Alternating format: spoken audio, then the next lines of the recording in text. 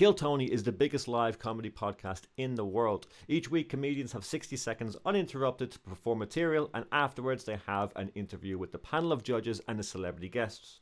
And it's a very harsh, brutal place. It can be. And a lot of comedians have gone up time and time again thinking they have what it takes, only to find out very quickly that indeed they don't.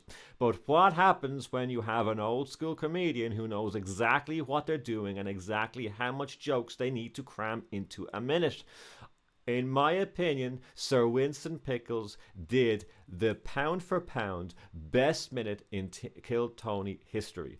And today in this video, we are going to dissect the basics of comedy he is using so well, and we're going to see just how he was able to be awarded a secondary minute on Kill Tony in the same performance. We're going to watch both performances, and I'm going to interrupt the video and break down the basics and what is being perceived by the audience as it's happening.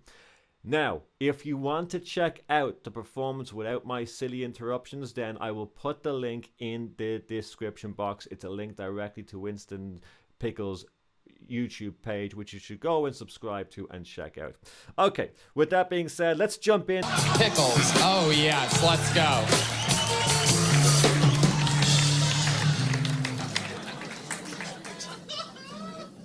Well, I'm 60 years of age and my high school belt still fits around my neck. Boom. Straight out the gate.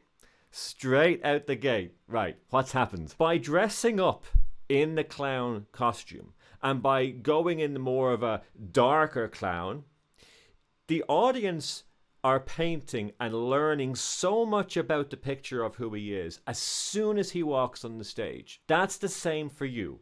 If you walk on any stage, the audience has this amount to figure out immediately. How you carry yourself, how you hold the microphone. Are you nervous? Are you confident? What way are you dressed? All the colors. What kind of a look of expression do you have in your face? All of these perceptions, they're learning about you instantly. It's a lot to take in. But him being in clown costume, well, the same thing applies. They have all these questions. So he has no other choice but to lean into the perception they have on him in costume. So by him coming up and doing this absolutely killer line about the school belt still fitting around his neck, it's the same, it meets the same dark attitude that we all think of you as soon as you walk on the stage. This is in connection. You're already leaning into the perception that we already have on you. The joke in itself is very funny, but what gives it the extra kick is that we're on the path to getting there and he meets us at the same time. I try to stay in shape, just like the teenage girl next door. She's one of those teenage girls who likes to go jogging at 5 a.m. in the morning. Well, 5:22 this morning.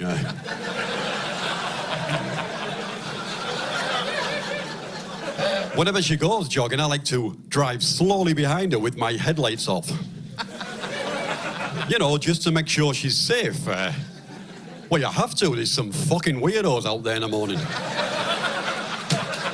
If you have footage of your performances in front of a live audience and want to improve in areas of pacing, joke writing, body language, and overall audience perception of who you are on stage, then I can help you out. I offer positive critique of your live performance sets. If you're interested in this service and the way to support the channel, drop into the description box or check out the comment section. The email address to contact is in both those places. I would love to hear from you and help you out. All right, back to the video. Pacing and eye contact. When Winston says something that's not acceptable in society, it's almost like he leaves it there for you.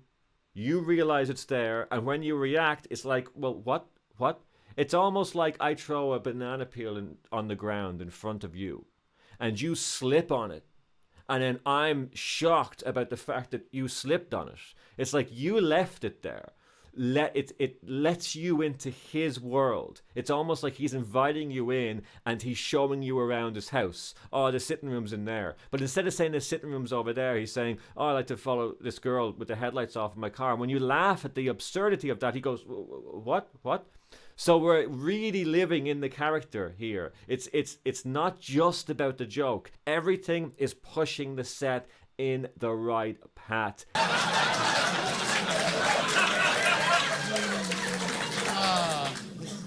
I've been reading this Diana book, and I find it difficult to comprehend. It's been over 30 years, well, almost 30 years, since the world tragically lost what I believe, anyway, to be the most beautiful Mercedes-Benz ever made. Look at that. There was 3 jokes. There were 3 big moments in that set. That's it. Set up the premise, hit them really hard, and check out the pacing in how he said that last joke. He brought out the little book, the little tiny book, right? Which is yet again in uniform to everything else. It's the prop that he would have, right? It makes sense. He brings out a tiny little book. He brings up the Diana thing, right? That's raising tension, right? That's a topic that's going to raise tension immediately. And then he's going to go, well, it's been 30 years, almost 30 years now, when the pacing is boom, boom, boom. And then, well, you know, such a tragedy that we lost what I believe to be the greatest, the most beautiful Mercedes-Benz, and the gap before the Mercedes-Benz, that last final moment to create any left tension that we can create in the room. We've got 3 absolute killer jokes, and it's not often you can hear Tony on the microphone laughing consistently throughout a set. Pound for pound, in my opinion, the best set we've had on Kill Tony. Let's fast forward. Given the chance to do a second set from Tony, this is the second set in one appearance from Sir Winston. I've been having a lot of issues with my neighbours, especially the neighbour next door. His carbon monoxide alarm kept me awake all last night. All night.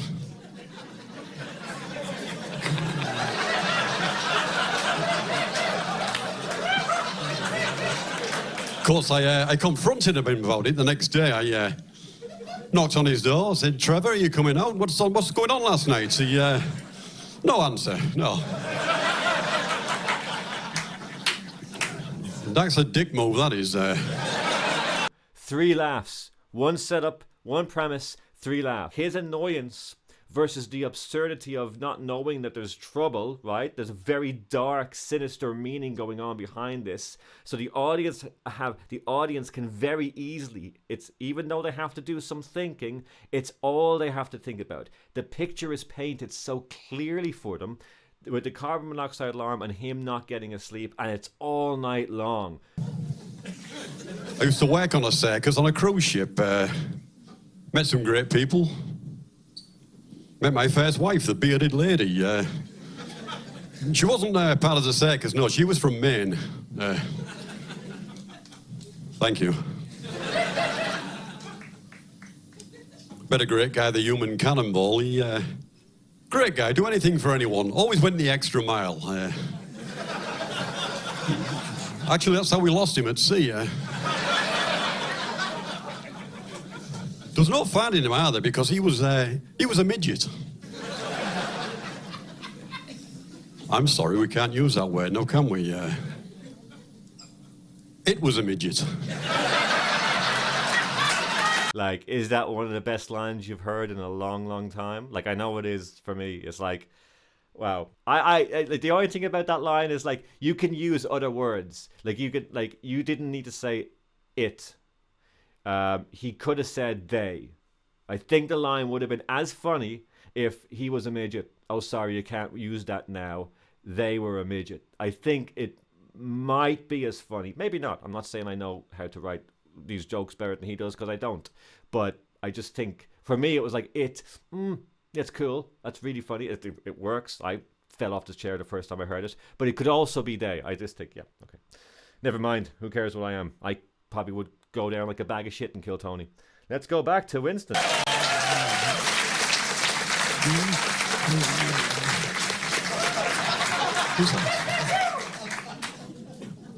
Nice to go on this stage and found someone paler than me.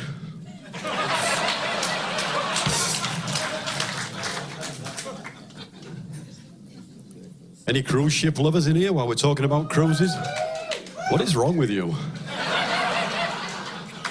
They say at every given time of the year, 17 people a year disappear overboard, never to be found again. That's not enough. On a weekend cruise, I have a list of at least 50 women and children I want to throw overboard.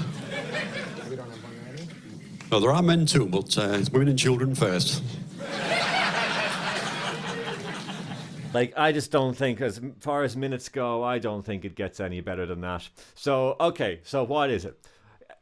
Perception. He is understanding absolutely the arena that he needs to stay in based on the audience's perception. Jokes, make sure all the jokes are consistently on theme as you lean in and stay on point. Pacing needs to be absolutely in sync with the body language. How are we giving the audience moments in between the information, before the punchline, after the punchline, moments of pauses, moments of catching up, moments of laughter, and in the combined package, you get the perfect minute set, which I think is what this was. Go watch the video for yourself and enjoy it. This has been an absolute blast to make this video. I hope you've enjoyed it and I hope you've benefited from it, and I will see you on the next one.